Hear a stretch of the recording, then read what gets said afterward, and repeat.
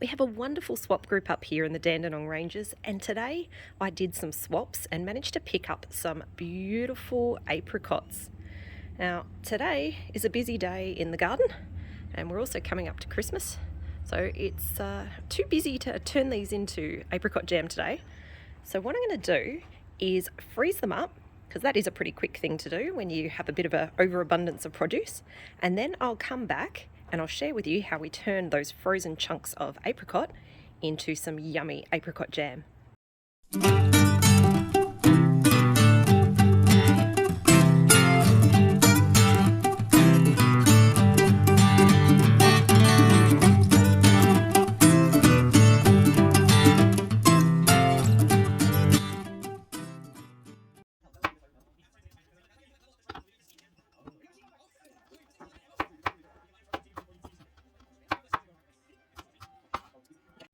You can see I'm chopping up all the apricots, and that'll make it easier when I go to make that apricot jam at a later time.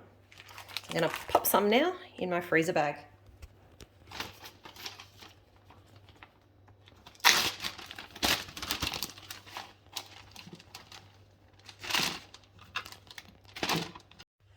And that's about halfway there. Alrighty, that's just netted me just over 2.2 kilos of yummy, delicious apricots that'll be ready in the freezer for me when I have a day in the future where I actually have enough time to make some apricot jam.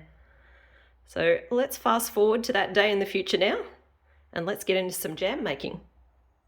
Well, it's been a long time since putting these in the freezer, and to be honest, I think it's actually moved across freezers as well.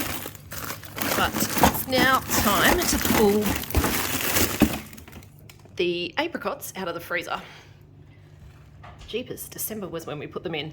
Alrighty, what I'm going to do is I'm going to pull them out today, or I should say tonight, for some preserving I'm going to do tomorrow night. And that is because I know tomorrow night I'm actually going to have a bit of time at home to do these and finally get them out of the freezer. And I should mention, you probably noticed I've just put them in a bowl. That is because often when you're defrosting things that have been banging around in the freezer for a while, the freezer bags can have little holes in them and liquid can run out. So I don't end up with liquid getting everywhere. I'm going to put it in a bowl.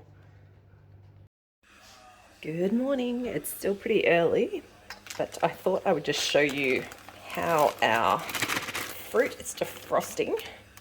And if I give it a bit of a poke, and see it's still pretty solid, and that's why it's really important to kind of give yourself enough time when you are freezing fruit to take it out and let it defrost.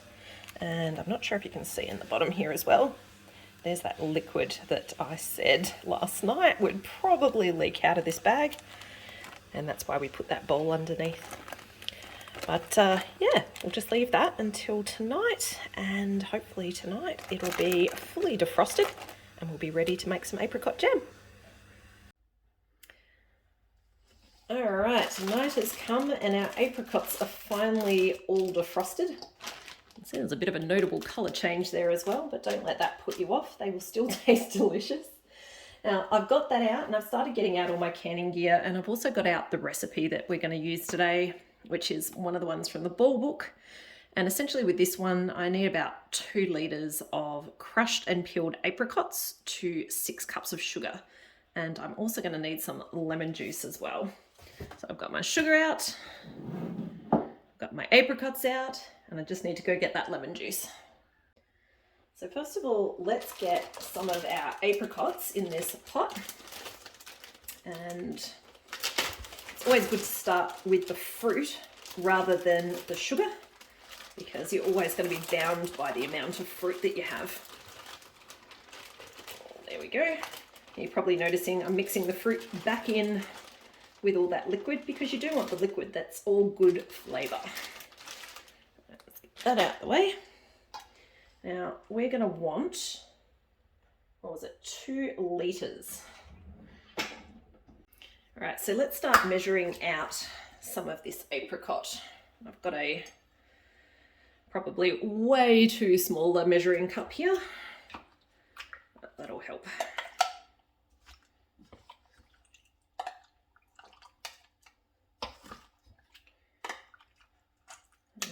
So So what do we got there? This one is half a litre. So let's speed this up a bit and I'll tell you how much we get at the end.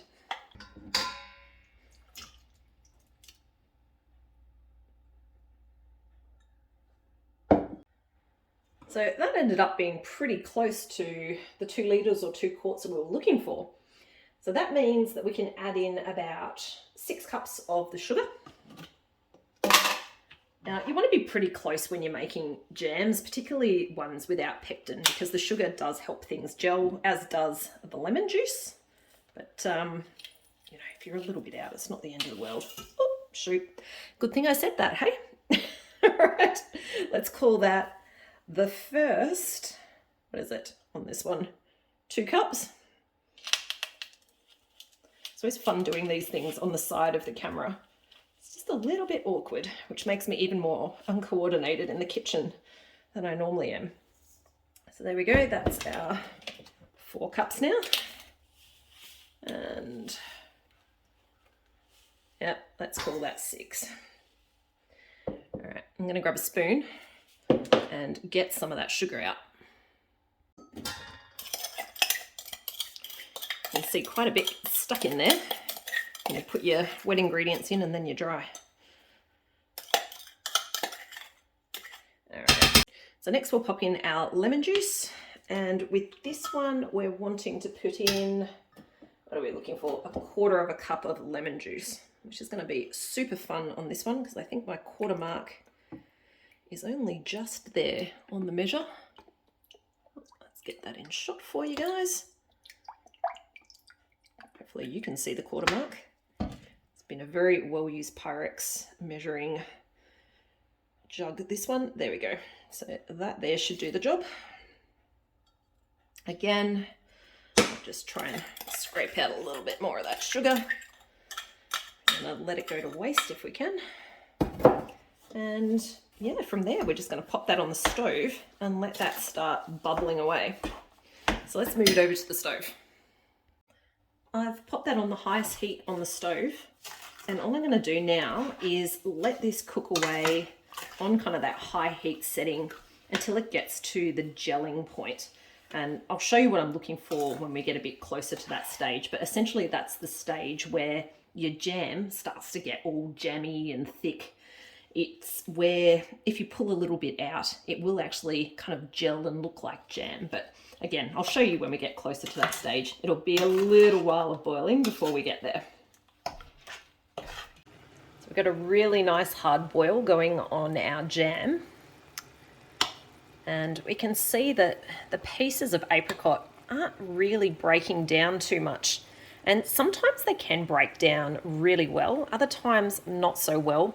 You probably noticed right back at the start of this video when I was cutting up these apricots, they were actually super firm apricots. So what I'm thinking I'm going to do is actually grab my immersion blender, give these a little bit of a blend up, and that will help with the kind of thickening up the jam as well. Because at the moment I've got lots of pieces of apricot and I've got lots of syrup, but I want these to come together and be a really nice jam. If you don't have one of these stick kind of immersion blenders, they are just gold in the kitchen. Definitely worth having. I use this quite a lot. It's definitely so much easier as compared to transferring across into a blender and then having to transfer back into a pot.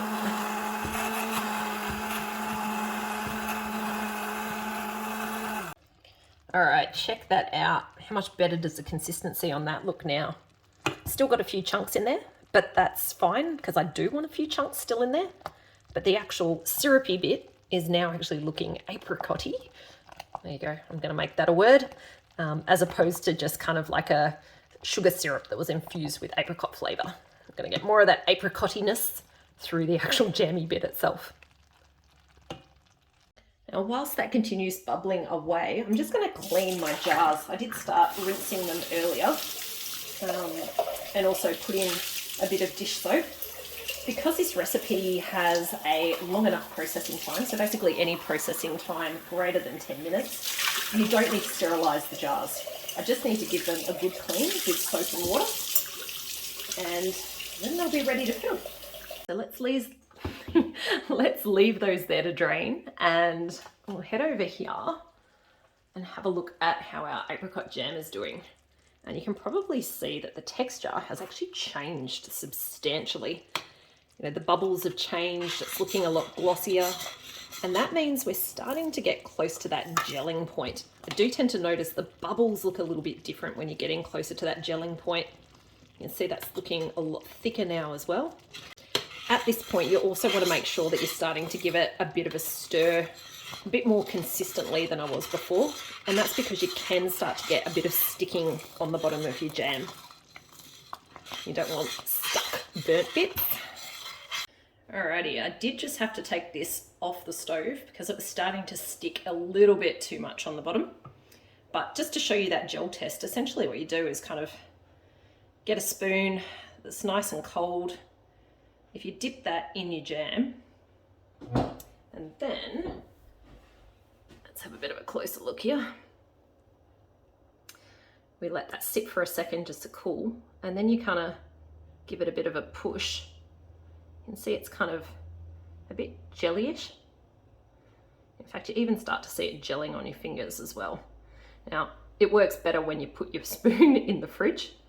There is still a little bit of a run to it like this, but the idea is just to let it cool a little bit, and you can see that it is starting to gel up. Now, there's those little bit of peaks, and that's a bit of a sign that that should set up nicely now. Once we put that in the jars, finish preserving it and let it cool. I've got my nice hot jars here, and they're hot because I'm putting my hot jam into those and I don't want to break my jars.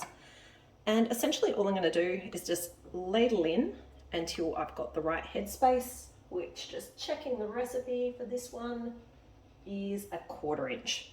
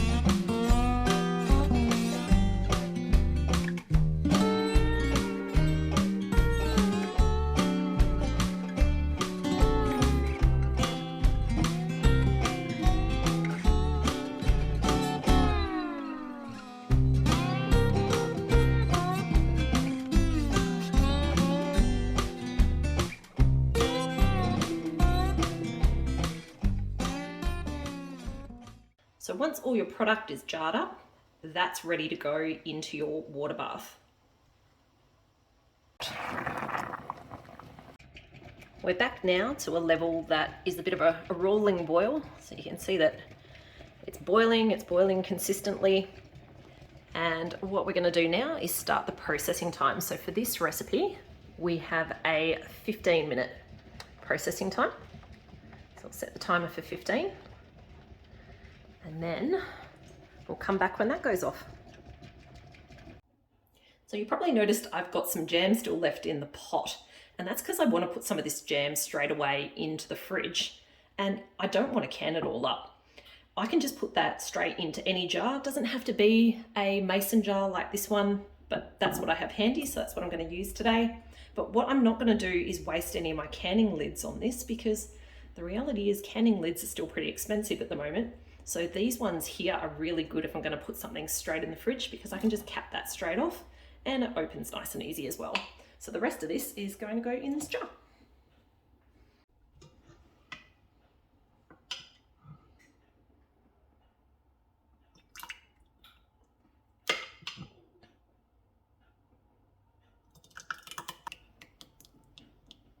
Ooh, almost perfect.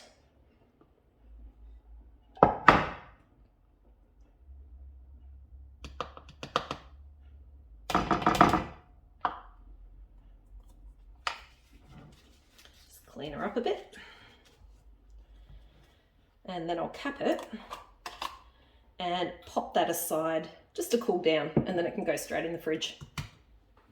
So I'm not the most patient person in the world, so while the jars are bubbling away, I'm gonna have a little sneaky taste of some of the extra jam that was left over. Let's see what it tastes like. Ooh, that is really good. You wouldn't know that these apricots have been sitting in my freezer for the last 8 months now. That tastes beautiful and summery, a delicious apricot jam. Nice bit of zing in there from that bit of acidity that comes from the lemon. And of course, lots of sweetness because it is a traditional jam, this one. And the reality is when you're not adding pectins and things like that to jam, you do have a bucket load of sugar in there. So it's definitely not a recipe for those of you that are not wanting sugar in your diet. But for those that do like a bit of sugar, yum. That's our timer. At this point, we want to turn it off. But we need to have a bit of patience because at this stage, we don't want to pull our jars out yet. We actually want to leave this for the next 5 minutes. So I'm going to actually set my timer again. And there is our 5-minute cool down time complete, which means I can now lift these jars out of our water bath canner. I'm going to do that using my jar lifting tool. And when I pull them out, I'm going to go pop those on a wooden chopping board that I have. Here's our 4 jars of completed apricot jam, 3 of which were canned up, and they tomorrow will go in the cupboard. And this big quart here, which can go in the fridge later tonight when it's nice and cool. Hopefully you enjoyed hearing how to make apricot jam out of frozen apricots, just in case you ever end up like us with limited time, when you've got apricots in season and you just pop them in the freezer to deal with at a later time. As you can see, they make a delicious apricot jam. And I can attest to the fact that it was delicious because of my little sneaky taste earlier. So thanks a bunch for joining, and catch you later.